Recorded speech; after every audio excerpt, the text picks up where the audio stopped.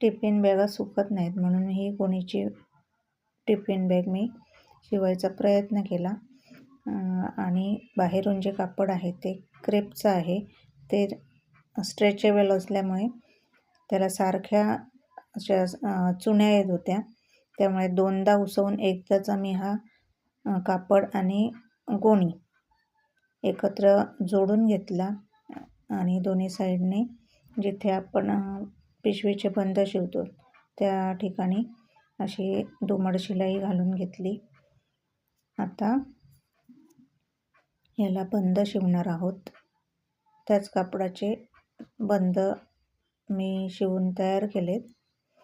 आता बंद शिवण्यासाठी इथे मी मार्किंग करून घेत आहे. व्यवस्थित ते बंद कापून तयार केलेत आणि अशा प्रकारे जोडून घेतलेत. आणि अशा प्रकारच्या गोणीच्या पिशव्या दिसतातही चांगल्या, असतातही चांगल्या, पण शिवताना कापड मात्र सरकतं, सुईची धार जाते आणि शिवायला खूप त्रास होतो. पण बघूया जमतंय का. आता ही पिशवी अर्धी शिवून झाली आहे बघा. आता दोन्ही साईडने मी शिलाई देऊन घेतली. कवर शिलाई इथे मी देणार आहे, पायपिंग करणार नाही आहे. मग जादाचं कापड मी इथे कापून घेतलं. आता त्याला उलटवलं आणि इथे आतून एक शिलाई द्यायला सुरुवात केली. दोन्ही साईडने शिलाई द्यायची आहे.